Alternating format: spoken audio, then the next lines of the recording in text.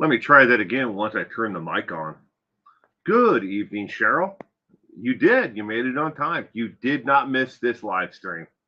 You're the first one here. Good morning or good evening, Inner Peas, and welcome. Welcome both of you to Trivia Night. Ray Anna, good evening and welcome. Cement Shoes. Cement Shoes, I saw you on Lamont's Lamont on the Run, Hey Now, stream the other night. I was actually watching it, but I was moderating for another channel at the same time, so I didn't get to comment. But I did see you pop in when he started.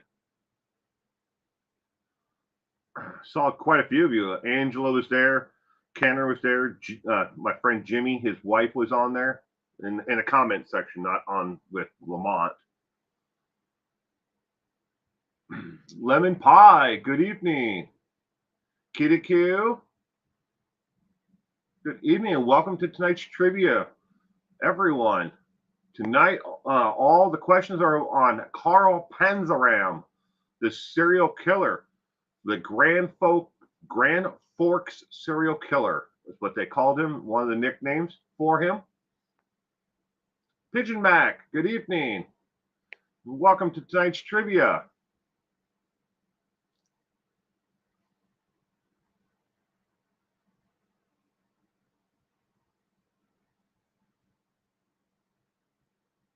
All the chat just flashed there. Zelda, double dipping, LOL. Sorry, I couldn't answer your call, sweetheart. But so let everybody else know.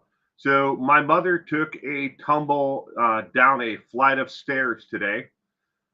She broke her collarbone, got a pretty good contusion to the head. They are still doing testing right now. She's at the hospital, in the ER right now. They're checking her to see if she did any damage to her hips. We don't know what would happen.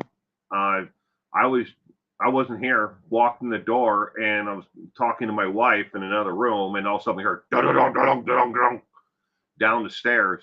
So took a pretty nasty fall. And that Zelda was trying to call me at the same time I was trying to talk to the doctor and listen to the nurse.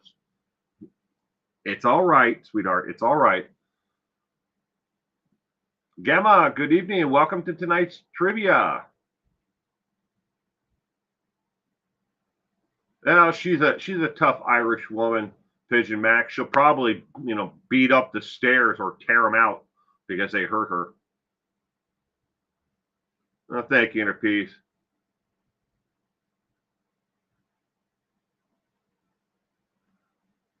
Great controversy is illustrated.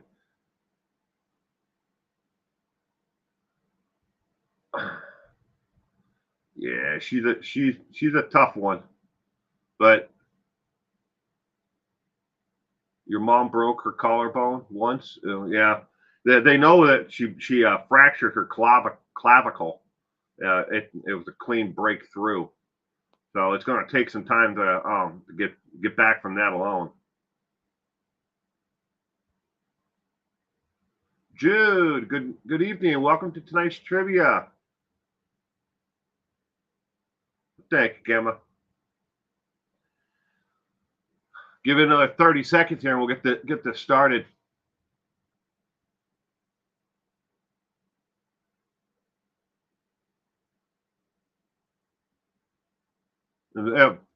So, kind of a funny side note, though. So after she fell, she was at the bottom of the stairs. My son came running over with his iPad, and he started taking a video of her because my son takes videos of everything, and then he adds them to, he makes little videos of everything in life that takes place around his world. It's one of his ways of communicating with the world at large. Thank you, Rihanna and Cheryl. Oldies and still dealing with my broken ankle. I haven't had. I saw the picture of it, Zelda, but I haven't had a chance to really look at it yet. But it's on my phone here in front of me. All right, ladies and gentlemen, let's get this part started. But I will look at it, sweetheart, after the stream. Like I texted you and I said I had to switch with my wife because I had to come here to do the stream. And while I was driving, I saw the text messages, and stuff come through. But I will look at them after the stream tonight, for sure. All right. Carl Panzram, the Grand Forks killer. In case you're not familiar with Grand Forks is in Minnesota. They called him the Grand Forks killer because that's where he was born. Not that he lived there his entire life. I'm trying to put myself in my little window here. There I am. Hi. Will in his little window. All right. Yeah, I didn't get this one numbered, but this should be, I don't know, 271, I think it is, or something like that.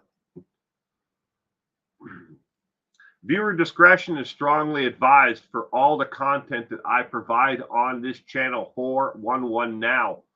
I read this to you not only because it's the right thing to do, but because you need to be aware that all the content that is made on this channel and and streams that I do is not meant for all audiences. Some of the content may be disturbing visually, to others, and it may, and some of the things that I say may be disturbing as well. None of the content that I make is meant for anyone under the age of 18, and especially those under the age of 13 by federal law. And I say this because it's required. Just because someone else doesn't do it doesn't mean that they shouldn't be. But anyways, viewer discretion is strongly advised. Now, when it comes to Carl Panzram, he was born June 28th, 1891, and died September 5th, 1930. He was a murderer, a sexual sadist, an arsonist, a thief, a burglar, and a child killer, amongst other things. Viewer discretion is strongly advised that, like I said, for all of this content that you are about to see and to hear. Basic outline of the trivia night that we are about to play. No one is any better at this than anyone else. We are only here to have fun. Use a search engine or whatever tools you may have available. Call a friend, reach out, use your spouse, ask your significant other, whatever you need to do to try to come up with the answer. It's not cheating unless you consider it to be cheating. Hateful or degrading remarks towards another person will not only get you timed out, will get you banned and removed from my channel or content from showing up at anywhere ever again. Get 3 of those and YouTube will block you permanently from any of their access of the sites or services that they offer. And they offer and own a lot more than just Google and YouTube. 18 total questions, including the 2 bonus questions, which I picked. The bonus questions and all the did you knows. So there are a total of 16 questions. There are normally 4 to 6 different did you knows. So this stream usually takes about an hour and a half total in length. The trivia questions that you are going to hear, questions 1 through 16, all come from King Trivia. These are not meant to be exploitive of the victims or their families. This is for educational purposes only.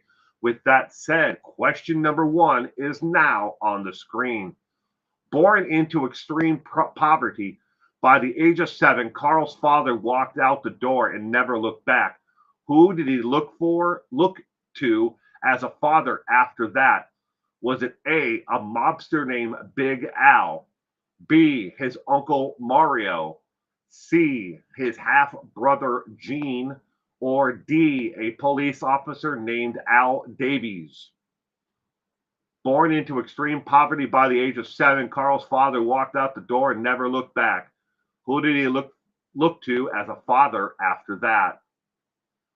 Lemon pie. First one in with the possible answer of B, his uncle Mario. Sunman Shoes is going with Chad Daybell. What a terrible father figure that'd be. Or Carl's Jr., says Inner Peas.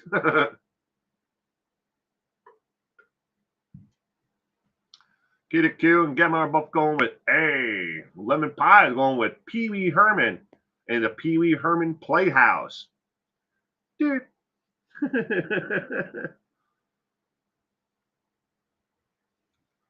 Ruben, I never heard of Carl. Guessing E, a Yugo driving a mountain lion, says Pigeon Mac. That's funny.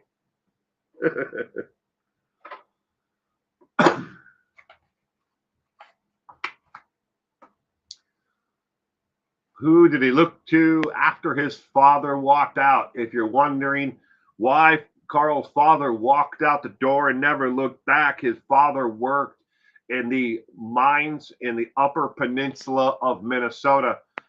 He was a miner and he just didn't have the money to support a family anymore. He wasn't getting along with the wife, so he walked out and never looked back. Never paid any support or gave any attention to the family, but he didn't move that very far. He moved approximately 5 miles away from the family, and the kids, and never looked back. When they got older, some of them, rekindled with him, and said, "Hey, Dad, how's it going? Too bad you left us poor and destitute with Mom." But he just walked away. Question number 1. The correct answer is D as in dog. A police officer named Al Davies. And here's a side note about good old Al Davies. Al Davies was a crooked cop. Oh boy, was he ever on the take. Most of his money that he earned wasn't as a police officer paid by the municipality. He took money from the coal mine owners, and not coal mines necessarily, but the owners of the mines. And he was on their payroll. He was what they called a head buster.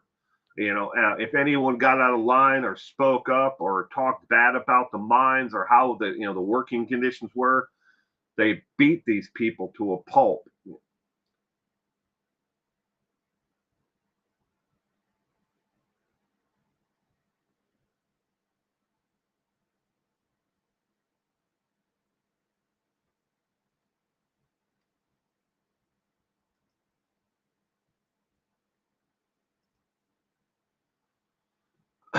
And there's our first break, pause in the game while someone was removed.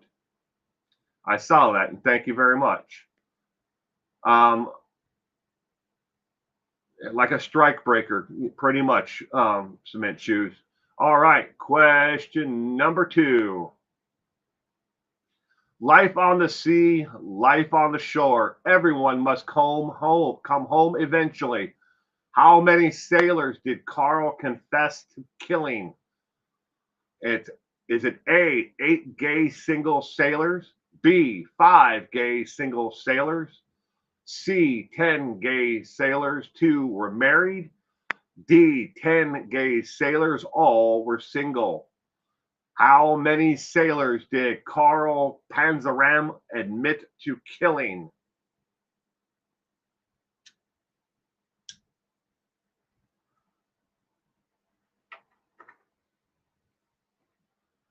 Back in the 1800s, 5 miles was like a planet, another planet.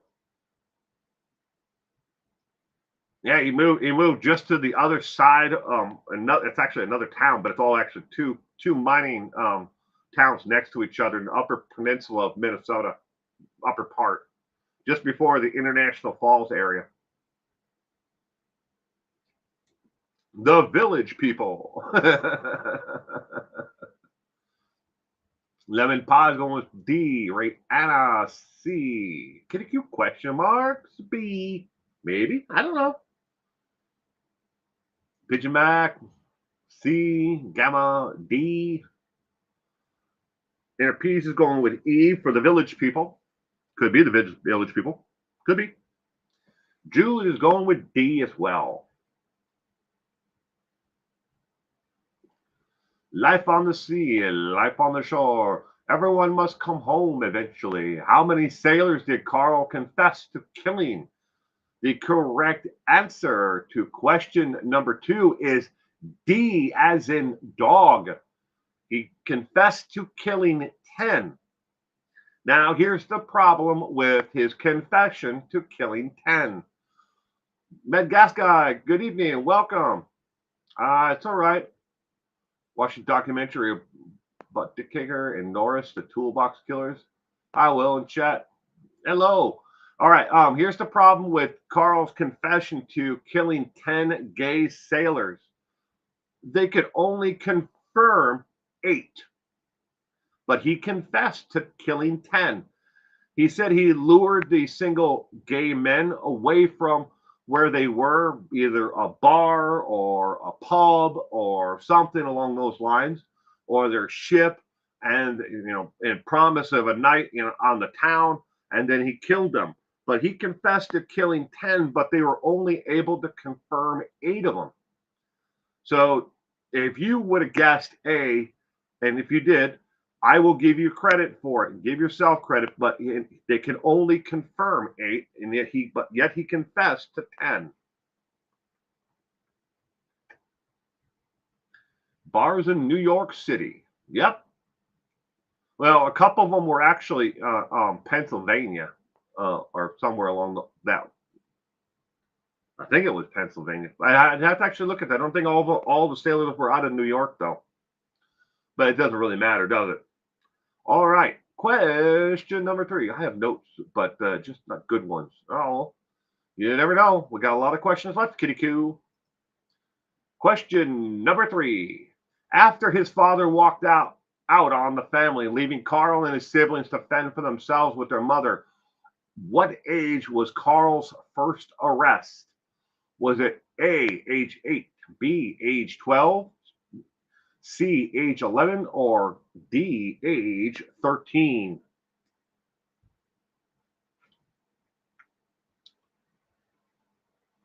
Was this dude kind of like the New York Ripper in a way? Sort of, Pigeon Mac. I mean, they both picked on parts of, and killed parts of society that they thought were vulnerable and easy targets. In that aspect, yes. But Carl didn't. He was an arsonist. He was a thief, not a very good one. A burglar, not a very good one. He spent most of his life in and out of of the penitentiary. But when he was out there and he was free, he was killing and robbing and murder, stealing and doing anything he could to make a buck. What age was Carl's first arrest? Y'all might be surprised by what he got arrested for. At the age of what? What was his first arrest for?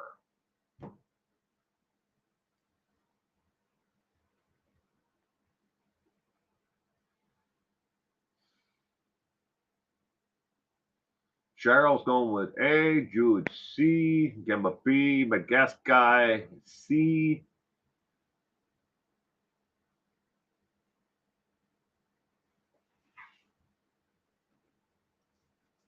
I'm going on what someone said earlier in the chat. Ladies and gentlemen, the correct answer to question 3 is A as in apple.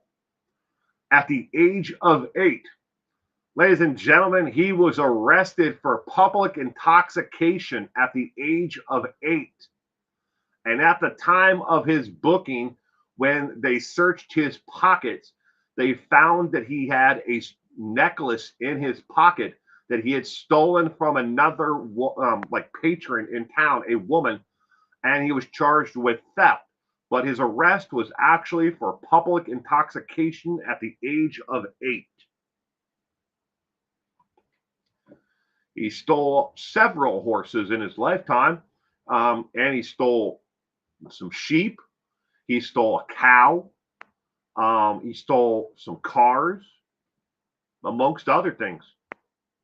Let's just put it this way. Carl was not what you'd call a brilliant criminal. He would get out of jail. He'd commit some crimes. He'd get away with them, so he'd try to do bigger crimes.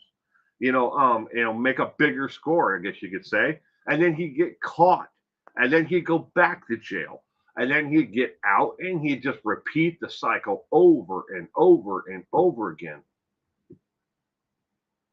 Ton of shit, yeah. Oh well, he was like a drunk at 8. These toys suck. Yeah, there's a really good story. You can actually find the synopsis of it, and they have copies of it, of the police report. At the age of 14, he convinced a man who had a goat for sale that he wanted to buy the goat.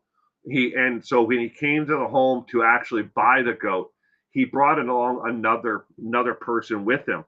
He then paid like the man like the $2 or whatever it was for the goat. But instead of taking the goat home, the other person who was with him had agreed to buy a goat for $3 or whatever the price was. It was like, more than what he was paying for the goat. So this guy was doing him a favor because he was poor. And it's like, hey, I'll sell you the goat for $2. And then he gives the goat to him. He takes the goat with probably like a rope around it, as like a leash. And instead of Carl taking it, he then hands it off to the other guy, and the other guy gives him money. So he made money off of the transaction right away. And the other man's like, hey, I didn't agree to sell you the goat so you could sell it. You were supposed to slaughter the goat so you could feed your family or milk the goat or whatever. I cut you a deal on the price.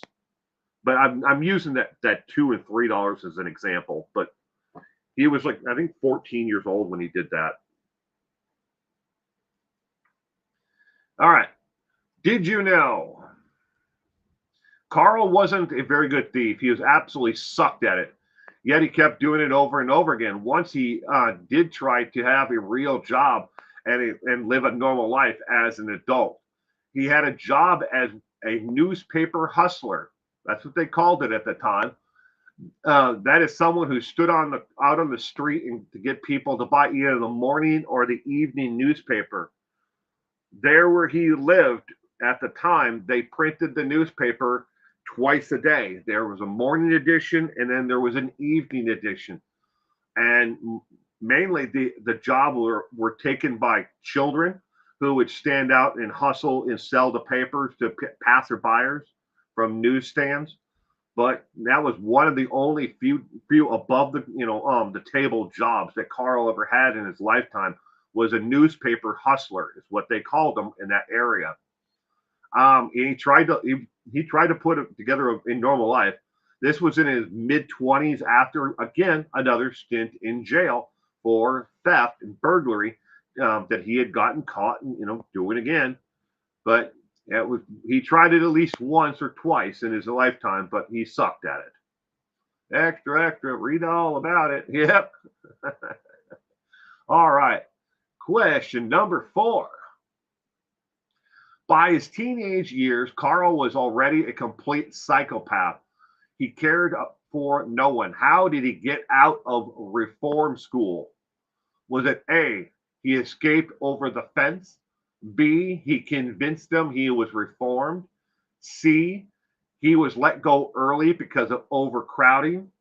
Or D, he bailed out of reform school? Do the hustle. How in the world do you steal a cow in the 19th century?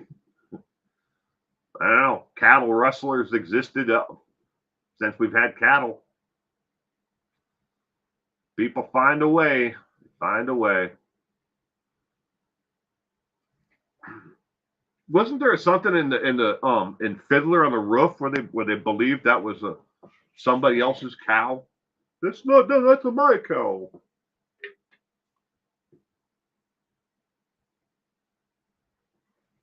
The nuns kicked him out. A wormhole. He burned it down. Yeah, he was an arsonist. I mean, I guess that could have been one of the options. By his teenage years, Carl was already a complete psychopath. He cared for no one. How did he get out of reform school? Sunrise, sunset.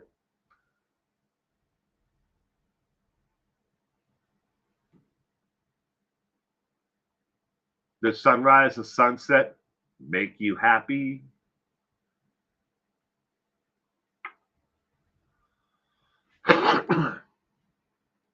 Now we're all going to be singing John Denver songs. All right, question number 4. How did Carl Panzram get out of reform school? Ladies and gentlemen, the correct answer is B as in boy. He convinced them that he was reformed. Oh, he lied his ass off, but he convinced them that he was reformed and ready to go on the straight and narrow. And the daughters were singing. I'm thinking John Denver.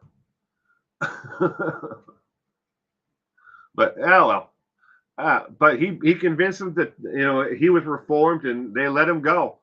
After he was released from reform school, it took him less than a month before he was in trouble with the law again. After he was released from reform school, less than a month. Question number 5. By his mid-early 20s, Carl was already a violent sexual predator and a murderer. Every man he raped and murdered, he said he did it for one reason only. What was it? Was it A, they stole from him? B, they were ugly small men? C, revenge because they raped others? Or D, mountain lions told him to? By his mid to early 20s, Carl was already a violent sexual predator and a murderer.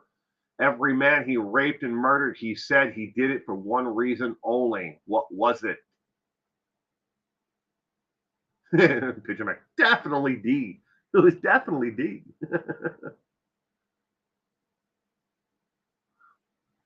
They wore white after Labor Day. They were Jersey Shore fans.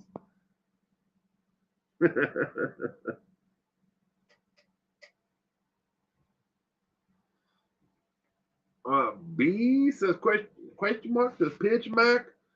McGascard going with A, Kitty Q B, Gamma C, Cement C, Shoe C. It was the situation. It was quite a situation. Oh. They were Jersey Shore fans. That's a good one. Lemon Pie is going with B.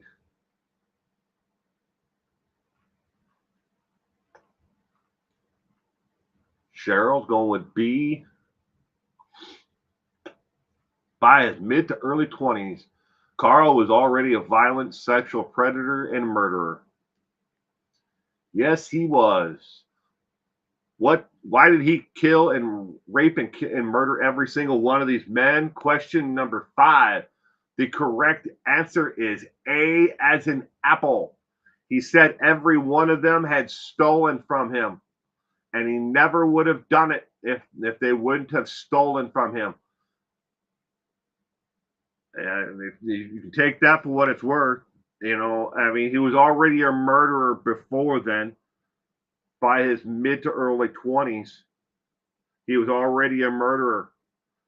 Now, he didn't rape those guys, but he murdered them anyways. Did they steal from him as well? Or was he just a complete psychopath? I almost typed it up because he was mentally scared after the Jersey Shore Marathon. Then I went with the real answer. I want to say thank you for the noticing how I've been feeling emotional with the video clip. Feeling a lot better. Well, good, Gemma. I'm glad you're feeling better, sweetheart. All right, question 6. His logic is scary. Yeah, you, when it comes to murderers, and complete psychopaths like this and others out there, you have to take it with a grain of salt what they say, the reason why they commit the murders they do. Most of them are pathological liars on top of it and narcissists. So, I don't know if at the time that Carl was alive, if they, really even looked into, the psychology behind it. Doing it now wouldn't be a correct diagnosis to diagnose him after the fact, but he definitely showed a lot of signs of being a narcissist and a pathological liar, which he needed in his chosen career of crime. All right, question 6.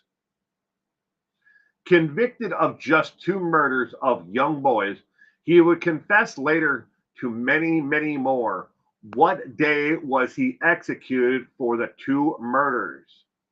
Was it A, October 10th, 1931, B, September 5th, 1928, C, September 5th, 1930, or D, October 10th, 1944? Mountain Lion and Cars.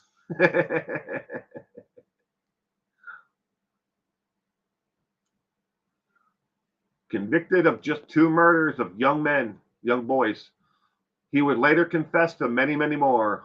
What day was he executed for his 2 murders? It appears 1999. Hey, Google.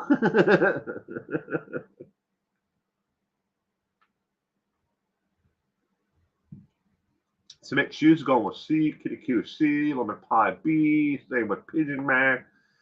Gemma is going with C as well.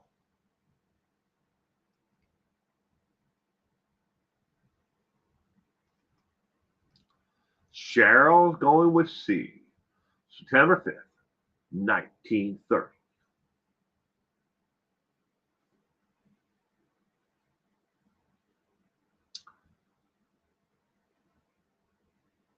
Convicted of just 2 murders. When was he executed?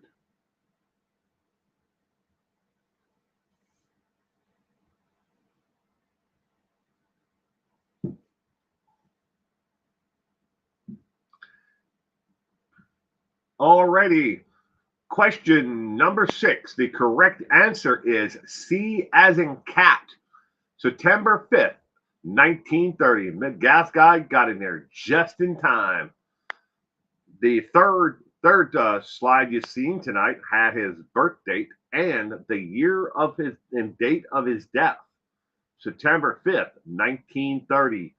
He was hung by executioner at Leavenworth Penitentiary, Federal Penitentiary, Leavenworth, on September 5th, 1930, for the 2 confessed murders.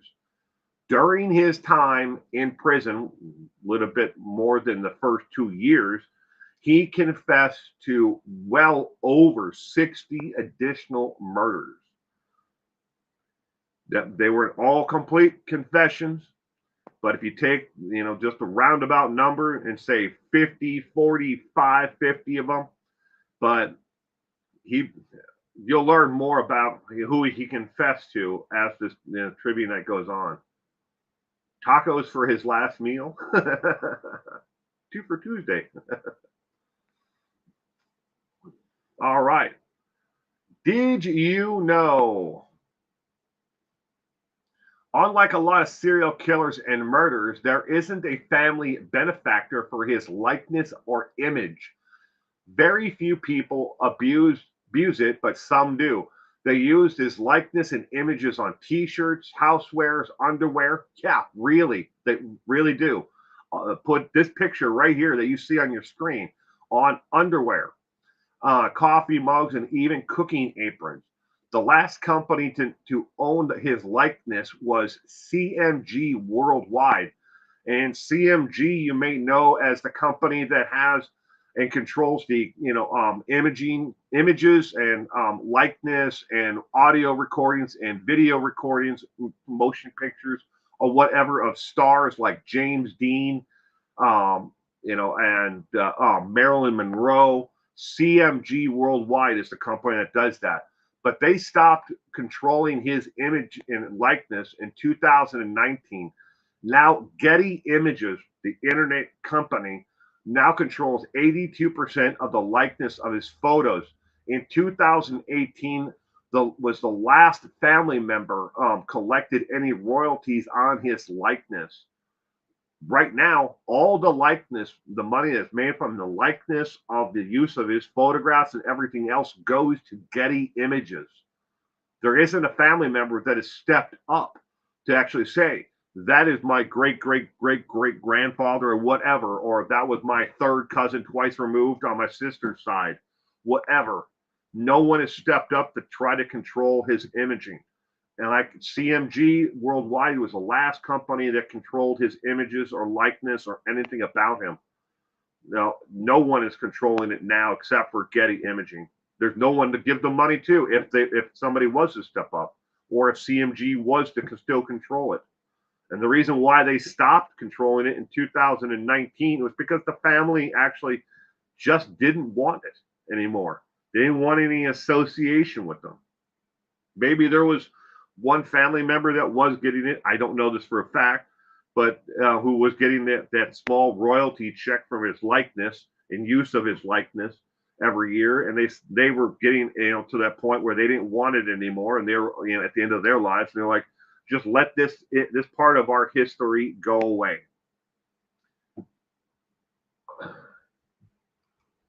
Little picture, please. Yeah, but I have seen this picture right here that is on the screen. I've seen it on everything. I've seen it on T-shirts, along with different quotes from him. And there have been a lot of people have written books and stuff about this man. He may not be as widely known by name as like your Ted Bundys of the world, but Carl Panzram, his image and the story of his life and everything else has been passed around, has been written movie scripts about it, movies have been made about it, and you're going to learn about that as we go on. Good evening, Sal, and welcome to tonight's trivia. All right, next. Question number 7.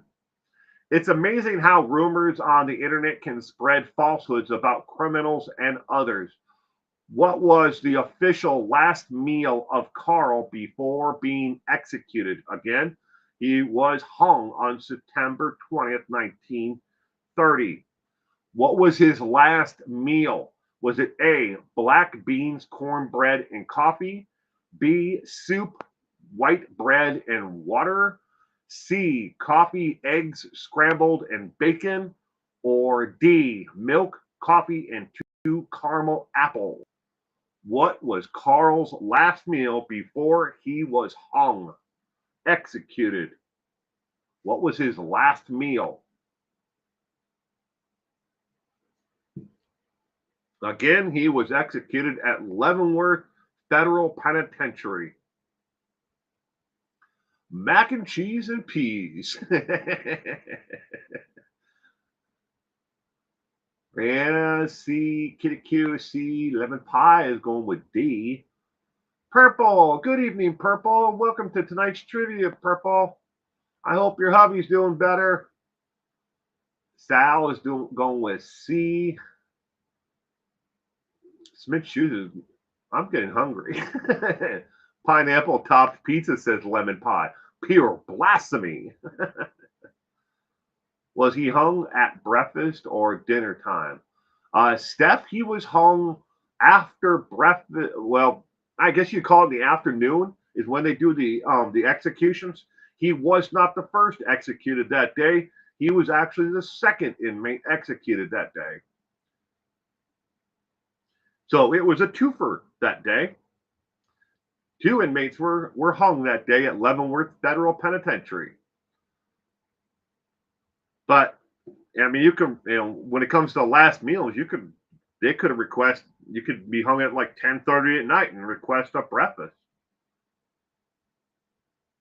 2 for Tuesday.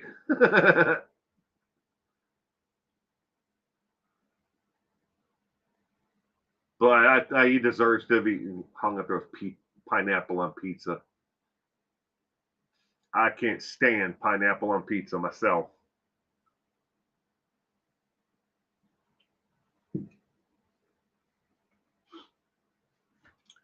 What was Carl Panzram's last official meal? Steph is going with A. Lemon pie. D sounds more psycho of a meal. Madagascar eat tacos. It could have been tacos.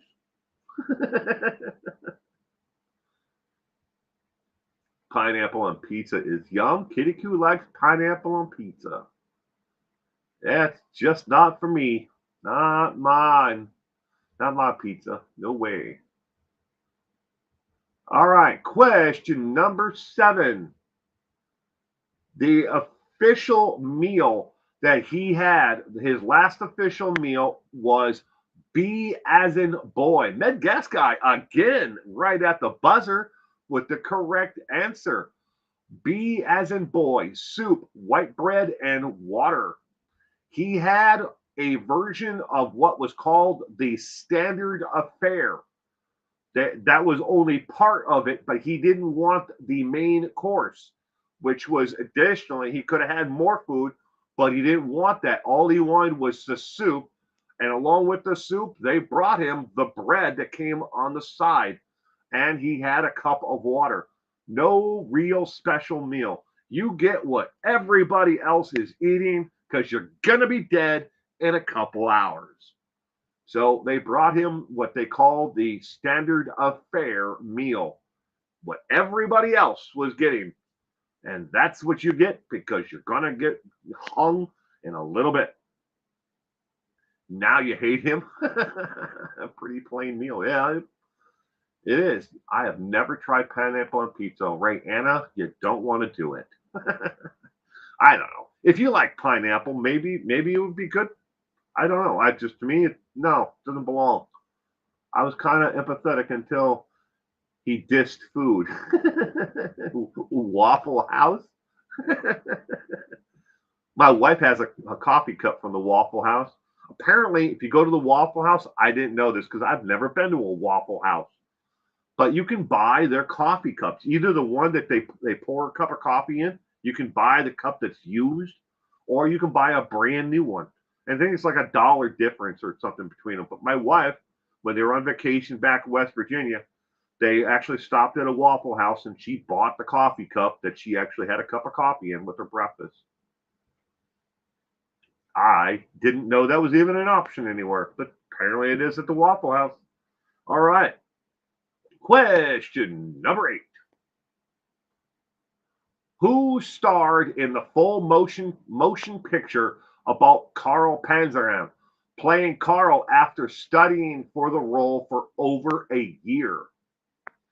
For over a year, this person studied Carl Panzram and everything that they could find out about him. Was it A, Robert Downey Jr., B, Will Sasso, C, James Woods, or D, Steven Seagal? Who starred as Carl Panzram in the full motion picture? Excuse me. Question number 8. And what you see in the white there is a quote from Carl Panzram himself.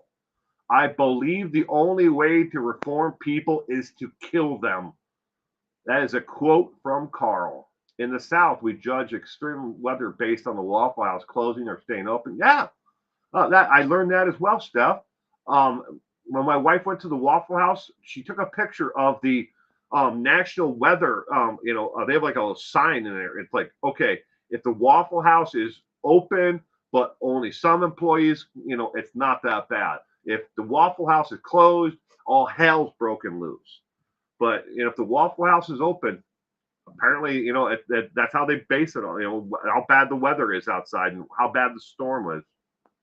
I didn't know that either until she showed me the picture of it. I was like, wow, we're up to G.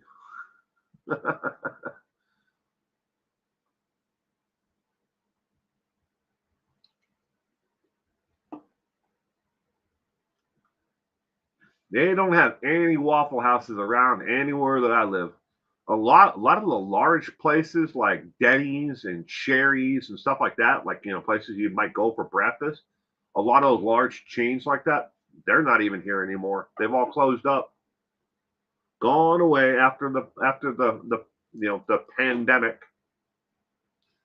They couldn't survive anymore, so they closed up and went away. The Waffle House Index, is that what they call it, Steph? The Waffle House Index? I mean, it's a pretty good thing to judge your business on. How long the place gets destroyed, and they've helped at disaster relief, helping cook, even if they lose their restaurants. That's pretty cool. And oh, that was the other thing I learned about Waffle Houses is they have their own music. You can buy music that is produced solely for the Waffle House.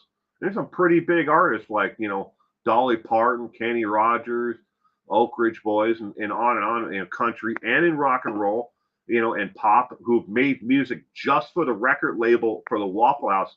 And the jukebox in the Waffle Houses only play music that is recorded for their own music label.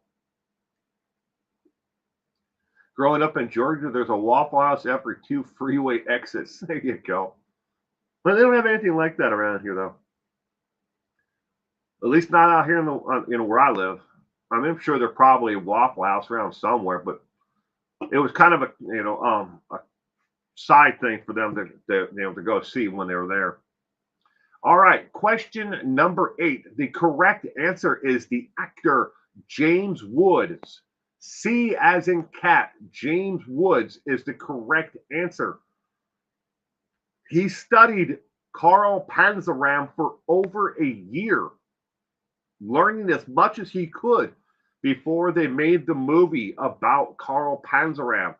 Now, Will Sasso, the comedian, you might know him from different TV shows or stand-up comedy himself. But Will Sasso was actually picked to star or play the role.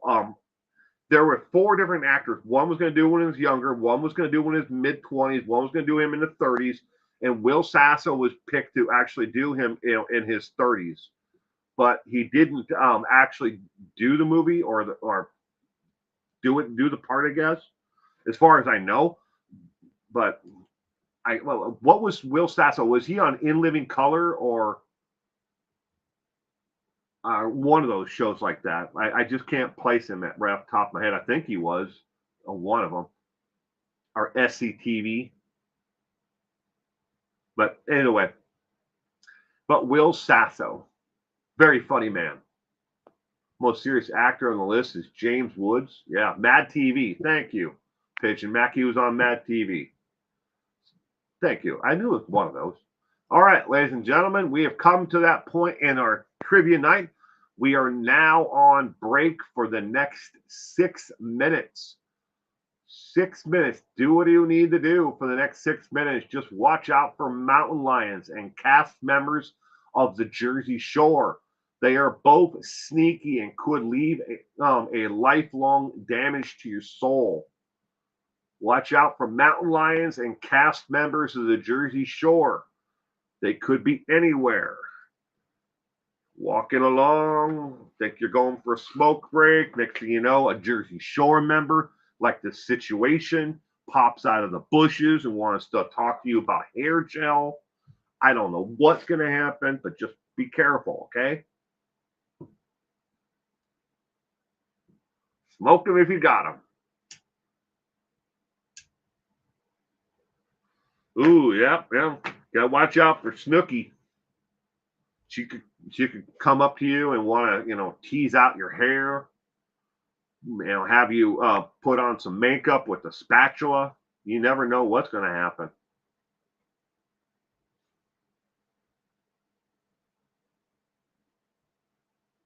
Puff, puff, pass.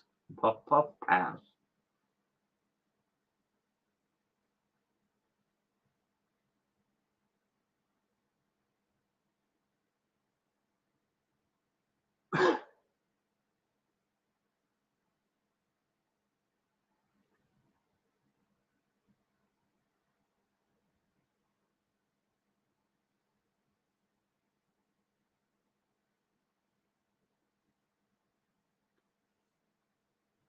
Tonight I am drinking Liquid Death Mango Chainsaw.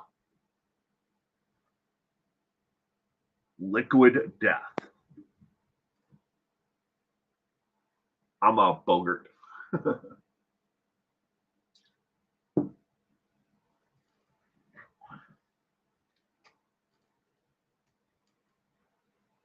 LOL. No parking, Steph.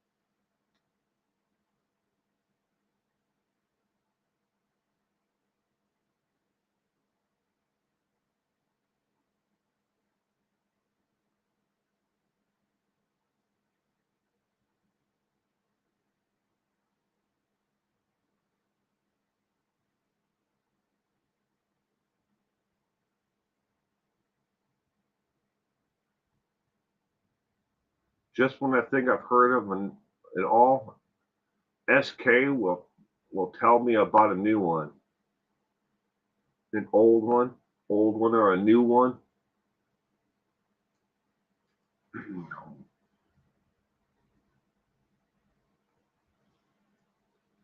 4 minutes and 20 seconds left.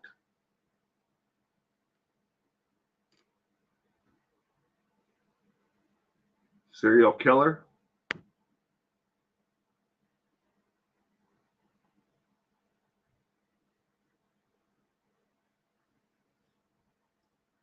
Carl Panzram, he's out there. He's a huge following.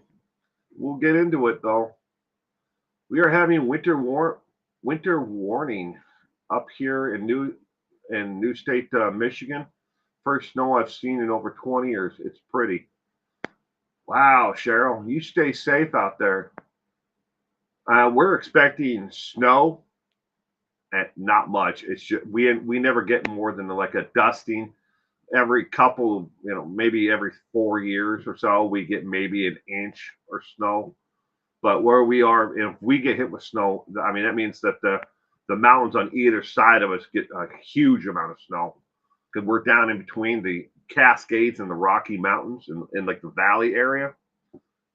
But yeah, they're expecting a possibility of snow on Thursday of this week. 420, LOL. Stop. It's 420 somewhere. Puff, puff, pass.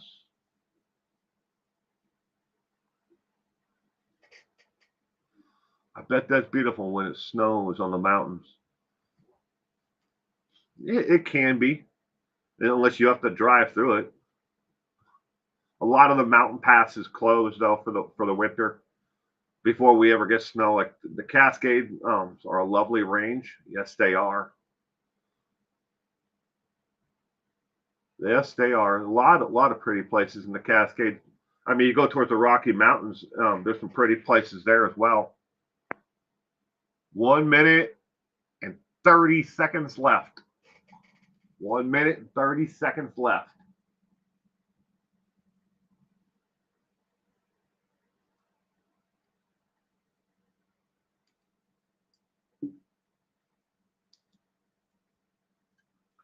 All right, go get myself another Liquid Death.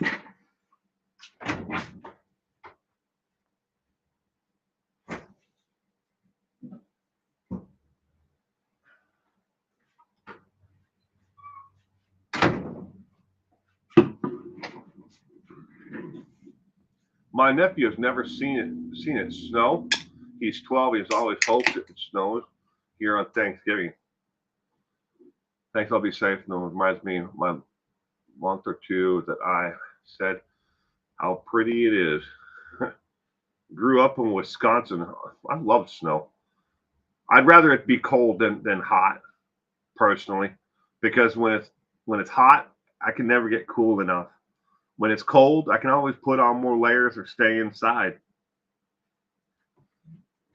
especially nowadays when you get just about everything in your life delivered to you, dropped off on your doorstep. Make somebody else do it, at least where I live. All right, ladies and gentlemen, we got 20 seconds left. Do, do, do, do, do, do, do, do.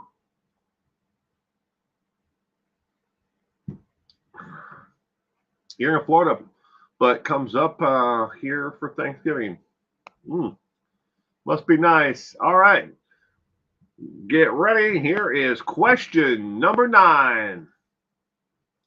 Cement Shoes despises the heat. Can't even breathe in the heat. Wouldn't you like to see your name here? Every week I give a shout out to whoever makes a donation to help cover the Getty images. But sadly, we do not have one this week. So maybe next week. All right, question number 9. Over the years, Carl went by many different names to escape justice. How many different names did he officially use? How many names did he officially use? Was it A, 13 different names, B, 23 different names, C, 8 different names, or D, 10 different names? Because you are fresh out of the oven pie. Lemon pie. I prefer the heat, not the cold. 144,000. There we go. We're in the house. Are you ready, Samantha? 144. They both answered about 5 seconds apart. Oh, I knew the 144,000 had to come up. I mean,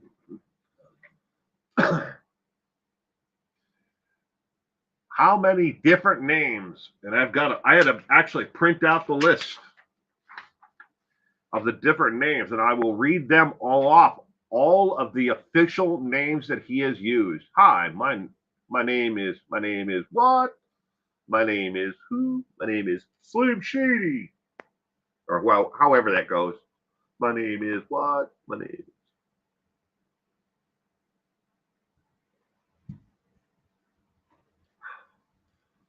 is Slim Shady. Over the years, Carl went by many different names to escape justice. How many different names did he officially use? Yeah, but didn't beat me after I copied your Pee Wee Herman answer from previous question. How many different names did he use? And if these are not just names that he used, but these are official names, he had documentation to go with each and every one of these names. And he was arrested underneath them, booked underneath each and every one of these names. Carl Panzram. How many different names did he use officially? Question number 9.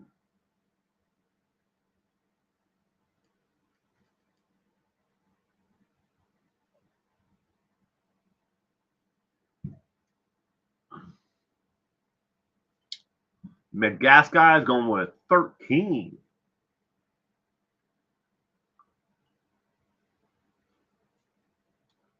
Cheryl D. Pigeon Max going with C.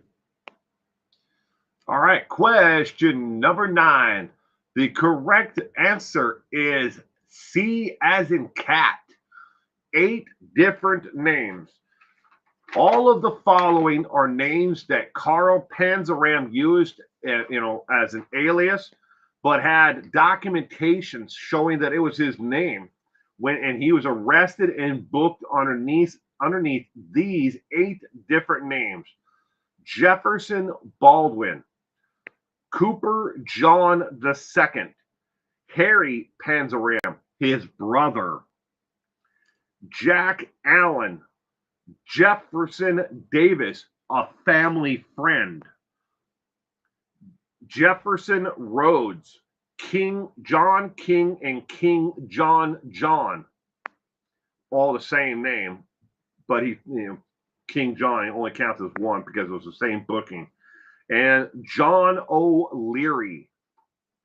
Those are the 8 different names that he was booked underneath and had identification showing that they were in, or papers that showed that it was his name. It wasn't like he had a driver's license back then, but he had a documentation like a work card or something that said, "Hey, this is my name. Here's my work card or my union card or whatever it might have been." Things that he stole from other people or their identities. But he was never arrested and charged with identity theft. But he picked it. He even took his own brother's name, Harry. That's his older brother, by the way, in case you're wondering. One of his older siblings. All right, question number 10. Yeah, I bet he invented the Yuko. Earlier, we learned that Carl had several siblings. He is the 6th child of how many? We are only counting the children that lived past the age of 3. So children who may have died of SIDS or other ailments before the age of 3 do not count. He is the 6th child of how many? Is it A, 9 children and 2 being half siblings? B, 7 children, 1 being a half sibling? C, 11 children? Or D, 10 children and a mountain lion? Hello, Mel. It's you're more than happy to watch and and learn something new. I hope you had a wonderful weekend, Mel. Thank you for joining us. The Brady Bunch, and he's Bobby. Pigeon Mac, I gotta guess C. Marcia's.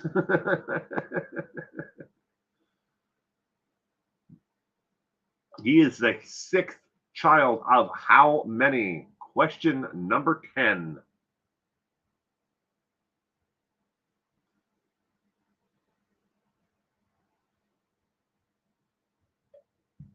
Kitty Q is going with 7, with 1 being a half sibling. Steph's going with A. 9, with 2 being half siblings.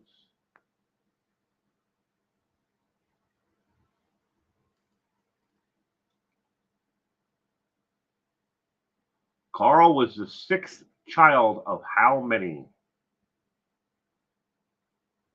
Doesn't he look happy?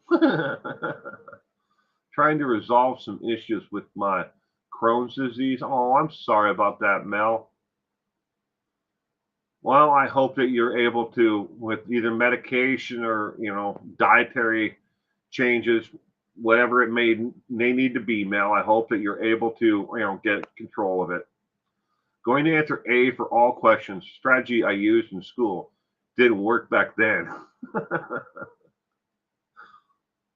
Cheryl is going with B.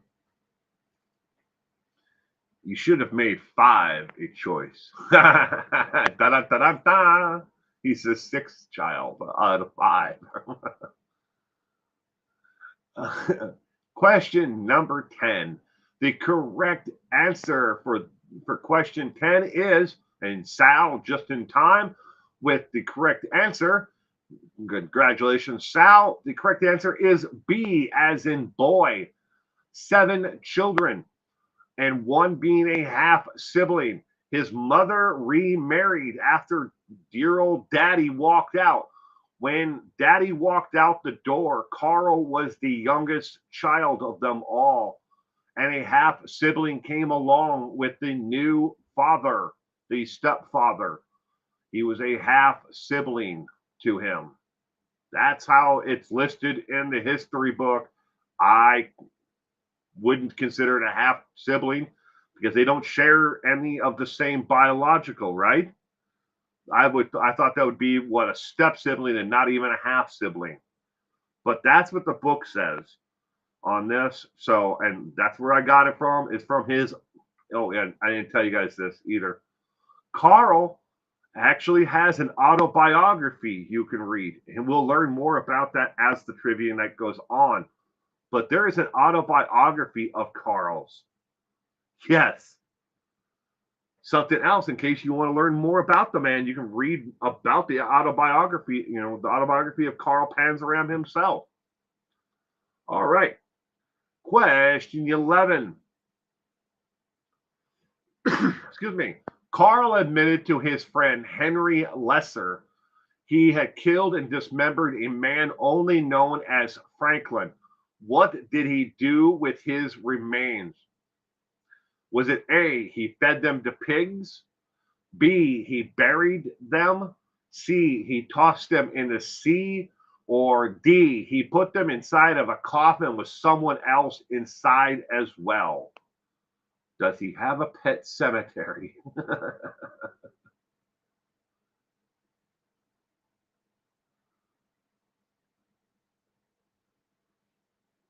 Carl admitted to his friend Henry Lesser he he killed and dismembered a man only known as Franklin. What did he do with his remains? Question number 11. It appears E, Pet Cemetery. Kitty-Coo's going with C.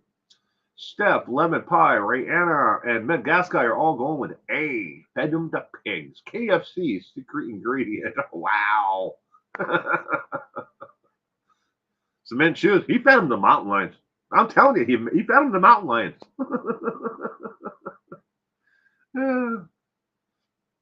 Ooh, Pigeon Mac is going with C. Toss them in the sea. Save them for Chad Daybell. Oh, too soon? Oh.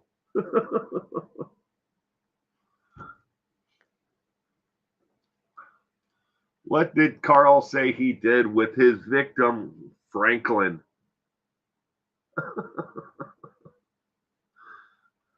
Oh my God. Question 11. The correct answer is A as in apple. He said he dismembered him with a hatchet, chopped up his body, and fed him to a bunch of pigs, basically, who were in an enclosed area waiting to be slaughtered. So these pigs were apparently already at a cattle, like holding pen or something, getting ready to be slaughtered, and he chopped up Franklin and fed him to him. Now, this is according to his friend, Henry Lesser. We'll learn more about Henry Lesser. Bones do last a long time. Dang, I thought I got one right. Rayanna, good, congratulations. You got one. All right. Did you know? Growing up, Carl never really liked school or anything that took away from his pursuit for survival. Dad walking out at age 7, mom suffered from addiction to alcohol. His siblings needed food. Carl hustled and did odd jobs to get anything, yet he never begged for money. Later in life, while in prison, he would beat the snot out of others that begged or asked for anything for free. Did you know this? Even in prison behind penitentiary walls at Leavenworth Federal Penitentiary, he had no less than 27 write-ups for assault on other inmates. Eventually, they put him in a housing area all by himself before, outside of death row, because death row was not like it is today, where they're locked down for 23 hours a day or 24 hours a day. At that time, death row was pretty much an area all by itself with its own housing unit at Leavenworth, but not anymore. Now that Leavenworth death row inmates are on lockdown, like a lot of other death row, they're on lockdown. But he assaulted a lot of people behind bars. All right, question number 12.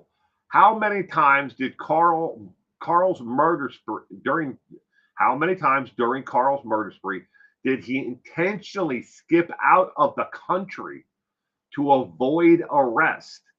How many times did he intentionally skip out of the country to avoid arrest? Is it A, 3 times, B, 8 times, C, 1 time, or D, 6 times? Now, I had to put the word intentionally in there, skip out of the country, because Carl would go over into Canada quite a bit. And that wasn't because, well, he was trying to run from the law and avoid, arrest. It was just his kind of like his turf, his area, from the upper part of Minnesota, Michigan, New York, all the way along there up into, Maine and Vermont. He would just go into Canada whenever he wanted. The border was open. It was, just an arbitrary line back then to him. And a lot of people, they were like, well, let's go to Canada. Hey, I didn't even know I was in Canada. So, we're not counting him, going into Canada and then not being able to find him. How many times did he intentionally skip out of the country? He was like, oh shit, they're after me. I gotta get the hell out of the country. He tripped and fell into Canada. Pretty much. Hey, not sure. He traveled a lot. He did. He did travel a lot, Kitty Coo. And people are going to be surprised when they hear the answer to this one and the additional information. Just how far Carl Panzram actually traveled when he did leave the country. I think a little wine will help. Madagascar is going with B 8 times. Oops. Lemon Pie is going with C only once. Did he intentionally skip out of the country?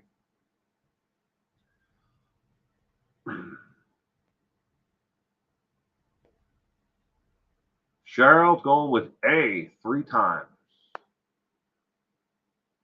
Question number 12. How many times did Carl intentionally skip out of the country to avoid arrest?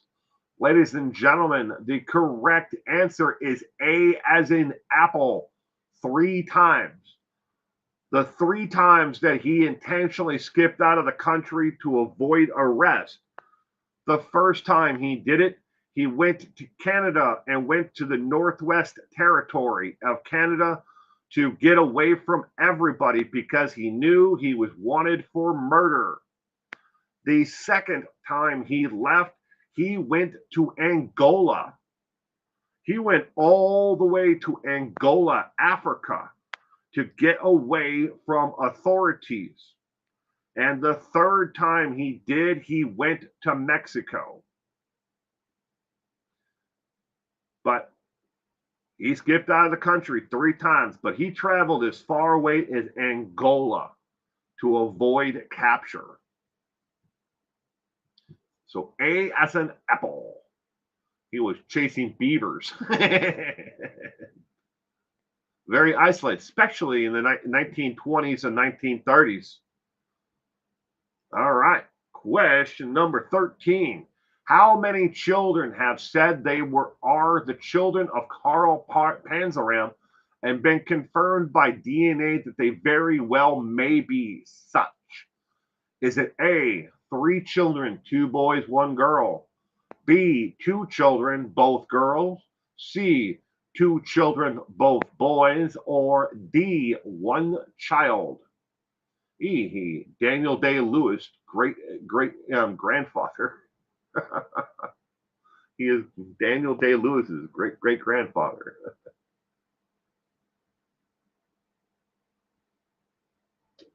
Oh, yes, he did, Q. A lot more. A lot more when he was in Angola. He didn't stop his crime spree just because he skipped out of the country. You can take the murderer away from his hunting ground and move him someplace else, and they're going to continue to hunt. Very true, Kitty Coo. Question number 13. How many children have said they are the child of Carl Panzram? Cement Shoes is going with D. Pigeon Mac D, right? Anna B.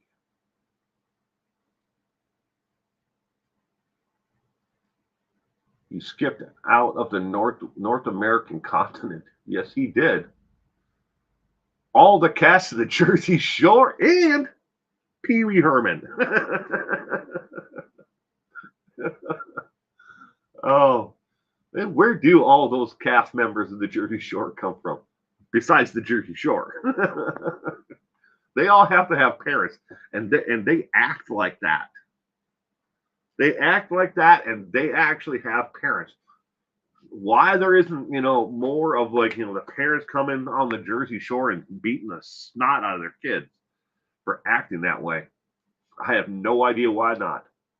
I would.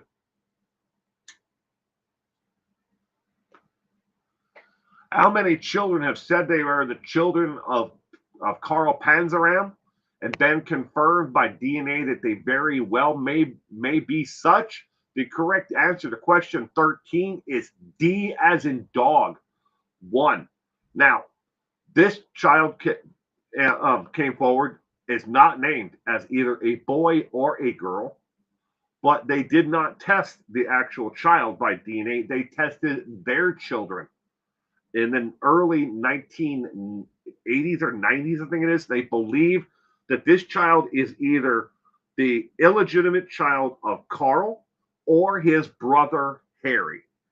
They cannot confirm 100%, but they can confirm through DNA that it is some offspring of the actual Panzram family, and those are the only ones that had children or possibly had children outside of wedlock. Is either Harry or Carl himself. But as the story goes, this person says, man or woman, whatever, but they came forward and said that they were the illegitimate child of Carl Panzram. So with the DNA connection known, there is a chance that that one child is the actual child of Carl Panzram. There was a period of about 4-ish years where Carl tried to put together some sense of a reasonable life. That is the one period in his late 20s, whatever, when he actually went straight and got that one job and tried to be an adult, but it didn't work out for him. Probably brother Harry being Carl's taste. Yeah, it could have been very well. I mean, we'll never know really. And all we can do is test the DNA of the family member who's alive, who says that they were connected, and say, yeah, there's a chance that you may very well be the offspring of someone from this side of the family, but don't know for sure. Neither one of them ever admitted to having any children outside of wedlock. And well, as far as I know, Carl never married. All right. Next question, number 14. While in prison awaiting his execution, Carl never made any friends. In fact, he was one of the very first inmates in protective custody the entire time. Who did he talk to daily? Was it A, he called home to his brother, B, staff from the administration office, C, guards, or D, he called a mob boss in Chicago? Who did he talk to daily? Now, the entire time he was in protective custody, he still found a way to get at other inmates. Like I had pointed out earlier, he beat the crap out of anyone that begged or asked for something for free. He had zero tolerance for that, even while he was in protective custody. And they eventually moved him to an area in the prison that was all by himself because they couldn't stop him from, assaulting other inmates. As hard as you think it is to believe, the prison system not only has to protect, society from the inmate, but they have to protect the inmate from other inmates. And that's part of their sworn duty, is to try to protect those idiots while they're behind bars. You can't just have one rogue, inmate, running around beating the crap out of everybody because he thought that they, were begging for something. And good evening, Ginger, and welcome to tonight's trivia. I hope you had a wonderful weekend. Thank you for joining us tonight. But while in prison, he didn't make any friends. No surprise there, huh? Especially with being as violent as he was. Who did he speak with, communicate with on a daily basis?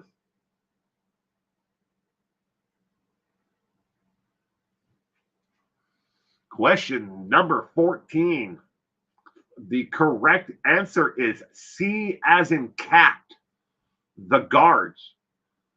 Earlier, we learned about Henry Lesser, Lesser, Lesser. Henry Lesser, the only person who spoke with Carl every single day he was in prison. Carl was a guard at Leavenworth Penitentiary, and Carl confessed a lot of crimes to him. Not just murders, not just rapes. He confessed everything he could think of. Every day he would tell him about a new crime that he committed. And at first, Henry didn't write down anything. And then later on, throughout the time that he was there, he started writing down these confessions to everything that he said. I killed this guy, Franklin, as an example, and I fed him to pigs that waiting to be slaughtered. I beat this guy up and stole his money, or I committed this murder here, and I killed these sailors. And all these things were confessed to Henry Lesser, a guard at Leavenworth Penitentiary. But he talked to a lot of guards. He looks like Jason without the mask in the picture. Little did you know? This is a quote from Carl himself. I'm sorry for only two things. These two things are I'm sorry that I have mistreated some few animals in my lifetime, and I am sorry that I am unable to murder the whole damn human race. That is a quote from Carl Panzram himself. Again, I am sorry for only two things. These two things are I am sorry that I have mistreated some few animals in my lifetime, and I am sorry that I am unable to murder the whole damn human race.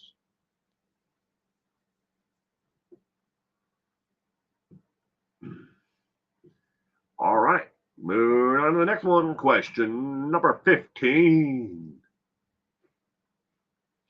While in Montana, Carl got into a drunken bar fight. The judge gave him the option to go to jail or go into the armed services. Yep. Which one did he choose? Was it A, 62 days in jail? B, join the U.S. Army? C, join the U.S. Navy? Or D, 4 years in jail? Which one did Carl choose after getting into a bar fight in Montana?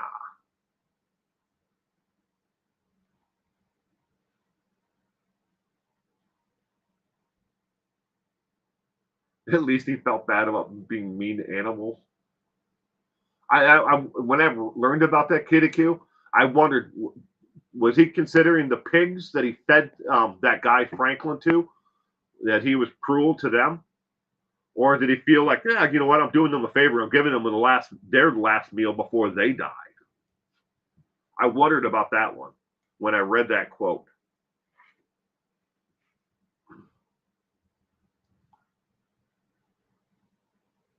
The village people. YMCA. Fun to stay at the YMCA.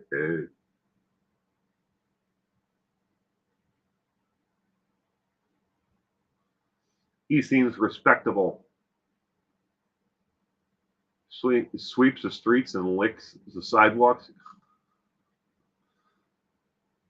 It made me think too. While in Montana, Carl got into a drunken bar fight. The judge gave him an option to go to jail or to go into the armed services. Which one did he choose? Ladies and gentlemen, the correct answer to question 15 is B as in boy. He joined the U.S. Army. It didn't last long, but he did join the U.S. Army. And the picture you see here, we'll take this away for just a second. That is the cover of his autobiography, Panzram, Butchering Humanity is the name of the book. I have not read the book. I have ordered the book from Amazon, and it should be here on Tuesday. But Panzram, Butchering Humanity, Carl Panzram, the autobiography. That is the actual cover of the book. I told you earlier that he had an autobiography. But he went into the U.S. Army instead of going to jail, and it didn't work. All right, question number 16. Carl has a fan club. Yep, a real life fan club with over 1,100 members that all pay $23 a year to be in the fan club. Where is this fan club? Is it A, Montana, USA, B, Paraguay, C, Moscow, Russia, or D, New York City, New York? And you might be wondering, with 1,100 members in the Carl Panzram fan club, what do they get for $23 a year? Every member gets access to a private website where they talk about Carl Panzram and his crimes. They also get a t-shirt. Every year, each and every one of them gets a t-shirt. And they also get 3 yearly newsletters about Carl Panzram and possible findings of different areas and stuff like that where people have toured where he committed crimes. This is a real, honest to goodness, real fan club with over 1,100 people in it. I cannot access the website because you have to be a paid member to actually get into it. All the cover of the website shows you is photographs of Carl. Some of those photos you've seen earlier tonight on the right hand side of the questions, but they have obviously screen grabbed them off of Google's images, not caring about imaging licensing, because I highly doubt they're paying Getty a monthly subscription service to use their stuff. But when I think my life is pathetic, right? And in case you're wondering, there are 1,100 members of Carl Panzram's fan site. That's more than people that follow me on X, i.e., the formerly known as Twitter. He has more fans in a fan club right now today, and he was executed in 1930 than I have actual followers on X. Blows me away. I didn't know that there were that many people out there that followed and wanted to know about his life, but they pay $23 a year. You can follow me on Twitter, X, and that's free.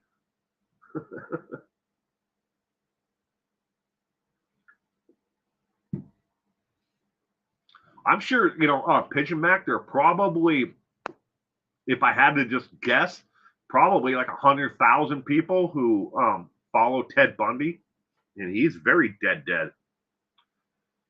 So I'm not surprised it's 1,100 people that follow a dead man. But where is his fan club at? Anybody want to guess where it is? Now, in case you're wondering, the address for the is at the bottom where the webmaster information is. It tells you where on the actual site itself where the fan club is. So that's how I know where they are. It has the address for the webmaster and then the address for the fan club itself. It only lists a P.O. box, though. Question number 16. The correct answer is D as in dog. New York City, New York. Get a rope. Goes right along with the paste pecane sauce, commercial. This paste pecane sauce is made in New York City. And then the other person says, get a rope. And how was Carl Panzram executed? By hanging. Get a rope.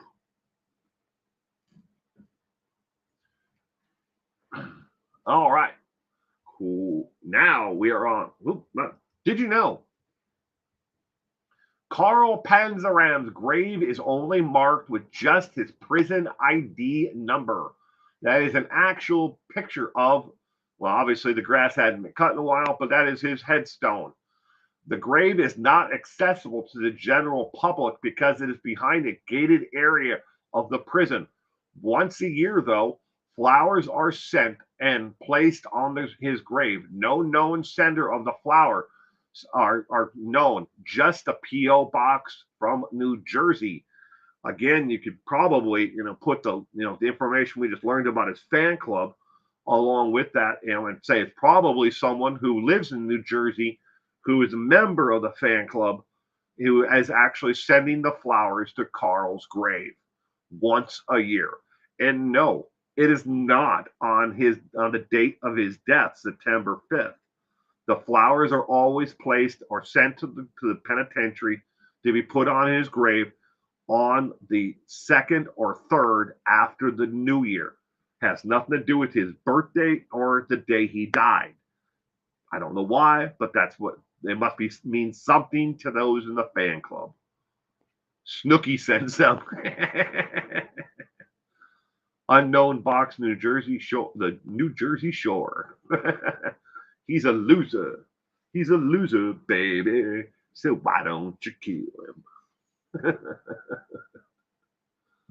New York has everything, right? All right. Bonus question number 17. According to Bibliophile, how many major books printed by established publishers have been written about Carl? Is it A, 10, B, 2, C, 1, or D, 14?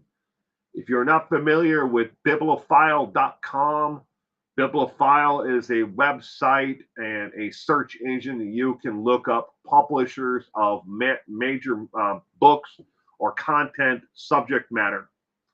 I used to sell and trade on Bibliophile all the time when I had my bookstore.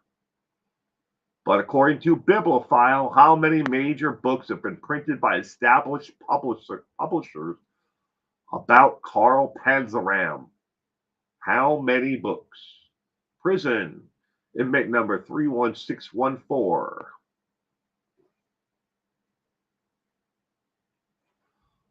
Published biographies. How many books have been printed by major publishers about Carl Panzram? Bonus question number 17. Latter-day Prophets. Yeah, the Latter-day Publishers. Okay. Lemon Pie is going with A. So is Pigeon Mac. Brianna going with B. Steph A. Kitty Q C. I bet the executioner smiled wildly when he heard the loud snap of Carl's neck after he pulled the lever. I wonder that too. I wonder what it feels like to either be the executioner for, in a lot of prisons though. I know, I can only use this example.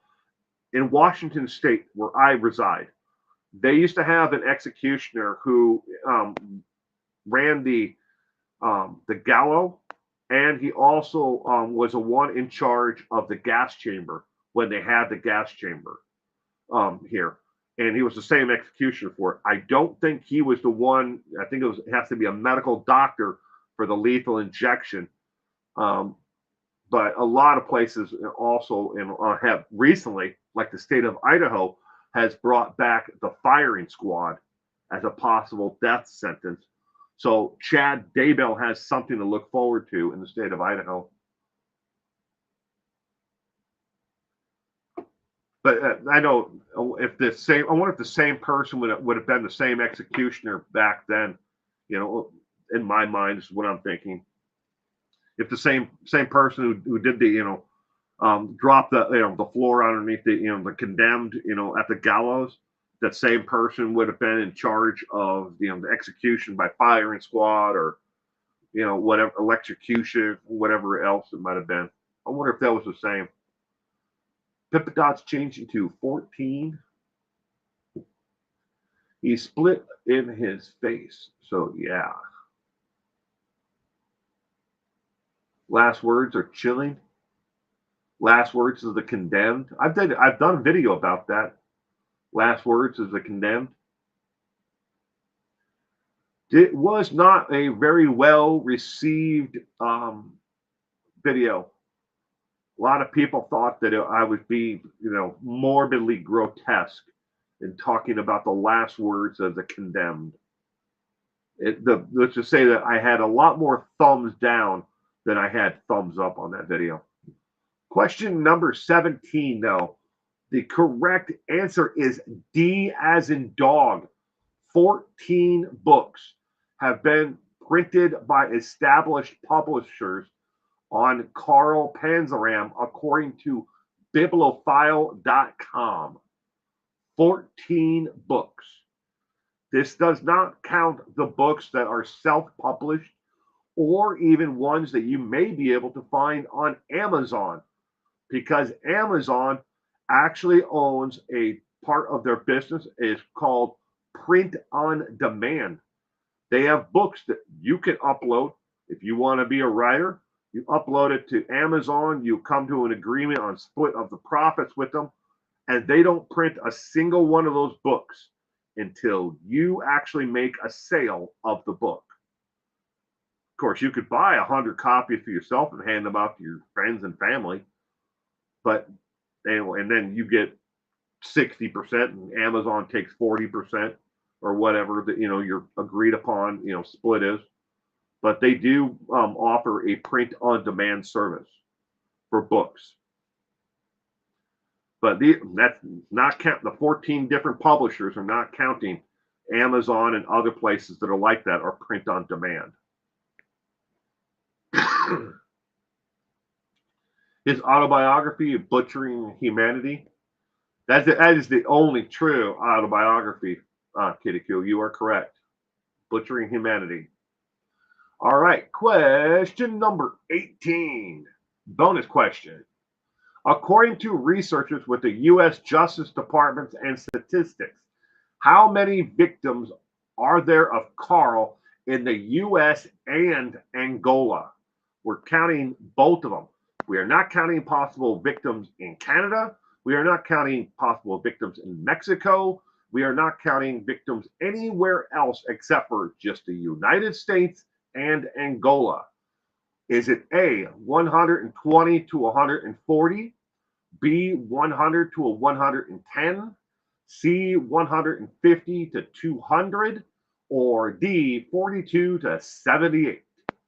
According to the United States Department of Justice and Statistics, how many victims are there of Carl Panzram in the U.S. and Angola?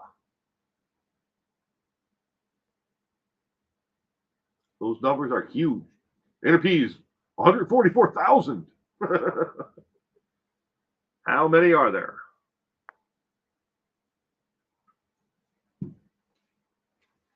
Question number 18.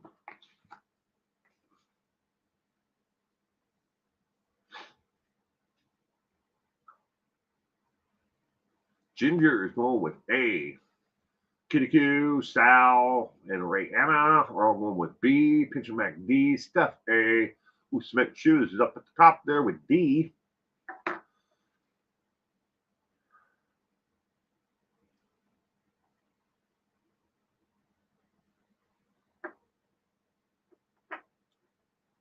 Not bad, only watching a 16-minute video.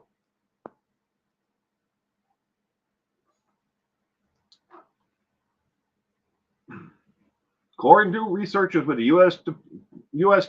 Justice Department statistics, how many victims are there of Carl in the U.S. and Angola? The correct answer, ladies and gentlemen, is B as in boy. Between 100 and 110 victims.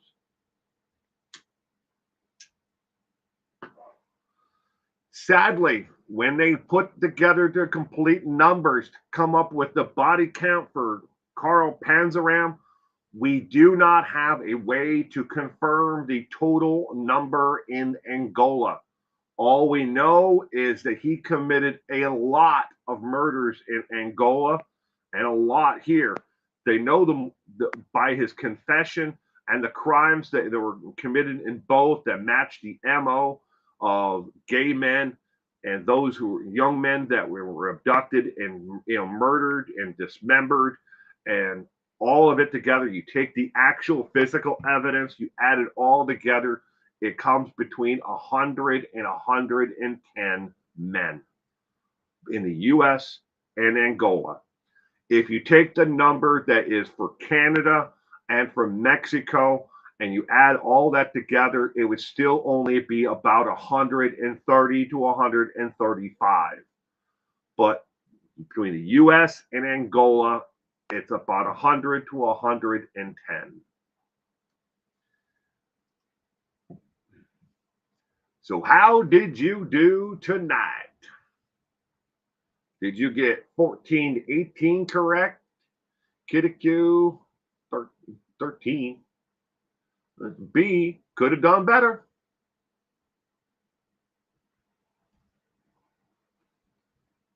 How did you do? This is completely optional. You do not have to give yourself a letter grade on it. The last two questions are the bonus questions, and each one of them is 1 point.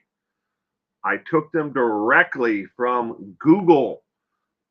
Did not have time to go into too deep on each and every one, only with the numbers that Google came up with themselves and Google's new AI.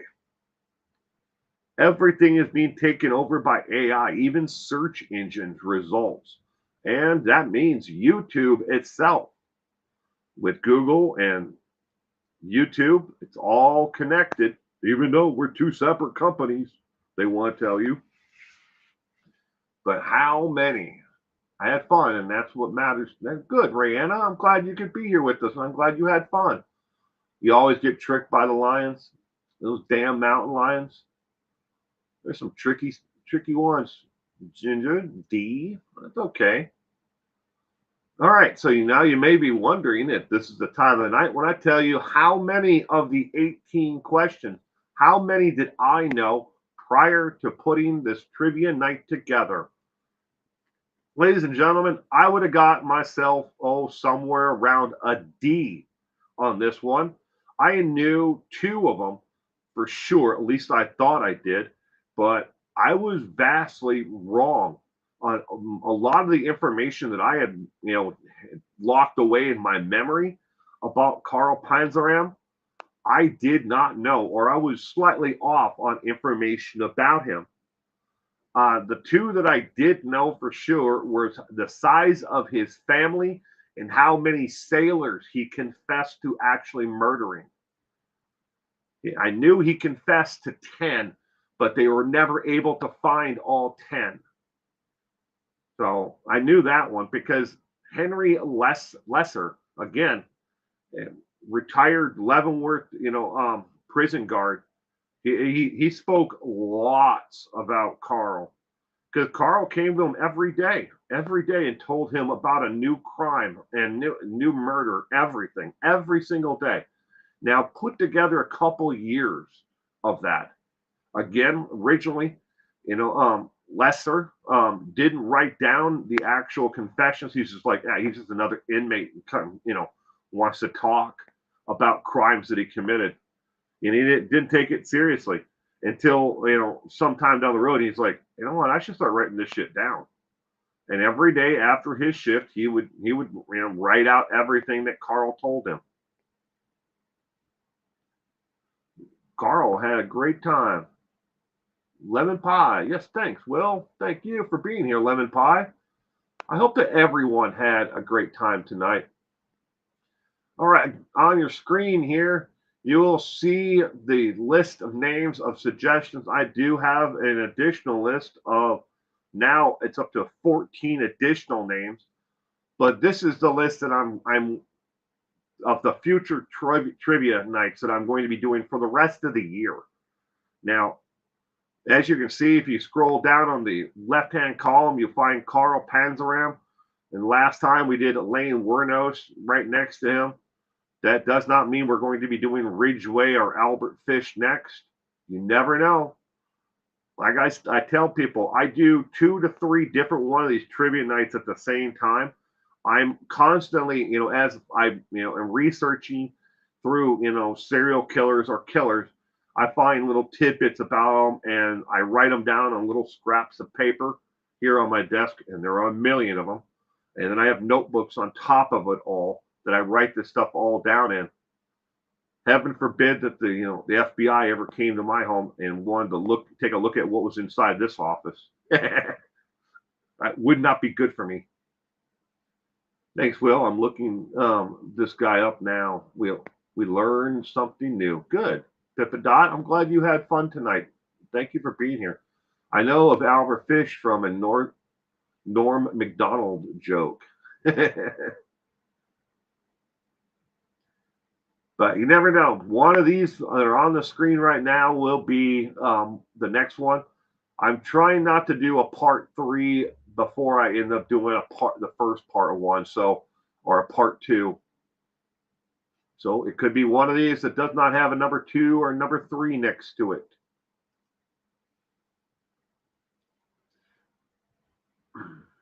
I hope everyone has a great week ahead. But, like I said, I'm constantly working on 3 different trivias at the same time. And once I get one filled out, I come up with 16 questions. And then I purposely go and I look for 2 questions to fill in the 2 bonus questions that are from me. And then I fill in the actual did you knows as I'm actually going back through the history of the individual. And that's how I do it. I never get more than 1 trivia finished at the same time. And by having the 3 different ones, it keeps me so I don't get too drawn into the case itself. And I can say, look, I've had enough. I don't want to learn all the disgusting things about this individual. Move on to something else. Thank you for another great trivia night, and thank you all for being here. You stay safe out there.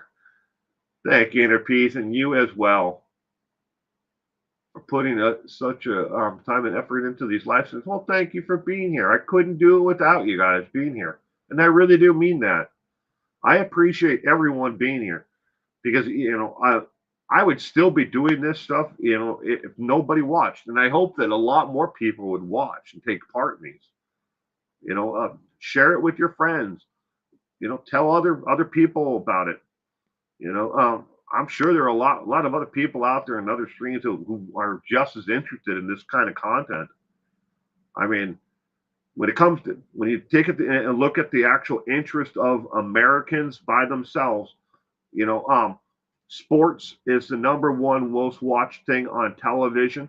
Number 2 in the world, not just the United States, but the world. Number 2 is true crime and true crime shows. And every week we do this trivia night, we're doing trivia, factual trivia on actual individuals. So we're learning together at the same time. Like I said, I knew 2 of these of the 18. So, I would have gotten myself a D. Leonard Lake and Charles Ning on the list. They are on the list, Cement Shoes. Leonard Lake and Charles Ning are on the list. And they are wackos. And Marine, too, right? One of them was a Marine. Was it Charles that was a Marine? Or at least for some reason that Charles always pops into my mind as being the Marine. of the two. I don't think it was Leonard. I think it was Charles Ning. At least in my memory, off the top of my head, is what comes to mind. Is that he was a Marine.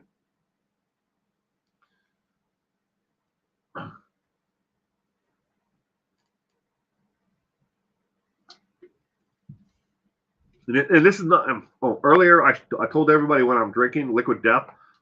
I would hope that someone like Liquid Death, whom I'm a member of their fan club, you would think that they'd want to sponsor content like my channel, but they don't. They're looking for the YouTuber who's got 50 million subscribers they can pay a fraction to get 50 million new views out. I invited a friend, but on short notice, we'll invite them next time, hopefully sooner when I'm on time. Well, Ginger, every Sunday at 4 p.m. Pacific Standard Time or 7 o'clock on the East Coast of the United States, whichever, if you're living, closer to the East Coast or the West Coast. Now, if you go to Hawaii, it's before 4, or Alaska. Yes, different times. And that pesky little part of Arizona or Utah or something like that doesn't recognize time zones or whatever it is. But I hope that you have fun, and I'm glad that you could be here with us, and I'm glad that everyone was here with us tonight. I saw that. Unbelievable.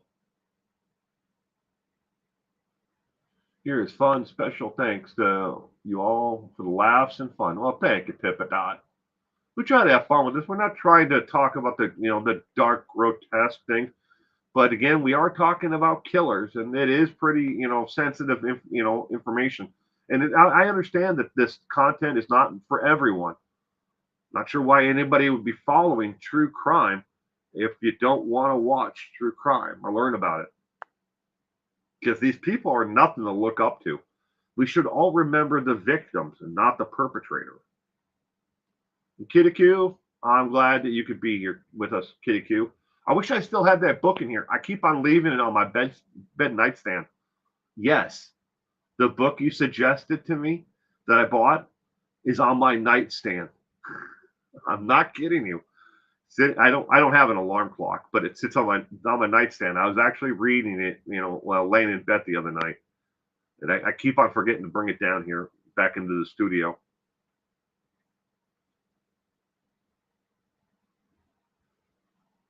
It's the book that she suggested is the calendar of serial killers. Yeah. How can this be happening? Stephanie out. She got away with the murder too many years. Got out for life. Those evil black eyes. My friends, stay safe, be cautious, be happy, be kind. Well, I haven't seen Purple say it yet. She was here earlier. Maybe she fell asleep. But you never know who's going to be standing next to you. So be careful out there. I wish they would talk about each victim 3 times what they do the killer. That would be nice, wouldn't it? You love the book? So do I. Very interesting. Just pick a day out of the calendar, flip through it, and start with that, and then I always find myself looking at and reading about who's going to be who is the next day, or yeah. But either way, ladies and gentlemen, I'm going to wrap up tonight's trivia there, and I'm going to wish you all a happy week ahead. Now, I hope I'm going to still post the early trivia question tomorrow before 10 a.m. to the community tab. Hopefully, YouTube is done screwing around with whatever they're doing. Now, somebody had asked me about. They said that they had done away with the about section on channels. I posted a thing immediately after the stream yesterday of where you can find the about section. So if you go to someone's YouTube channel and they have their banner here, below it you'll see an actual the name of the channel right next to where their subscriber count is. Even if they hide their subscriber count, it'll still have a link there that says subscribe, and then a clickable link. But right next to that, you'll see it, and greater than, sign. You click on that, and that will open up an actual window. It's not a pop-up window; it's a drop-down window. And then you have to scroll down. But the about section is right there, and then there's all the links and everything else that they may have to either PayPal or illegally posted links to their Cash App or whatever else. So, and that's something that a lot of people don't understand. Cash Apps, not legal to put it on YouTube. It's not a verified site. But that you can go to my community tab, and I posted that, so you can actually find the about section there. How to find the about section on, and that's not just my channel, but every channel. I just used a picture of my channel with a red arrow, so you can know where to look. So everyone, good night, and you all stay safe out there. Until next time, bye.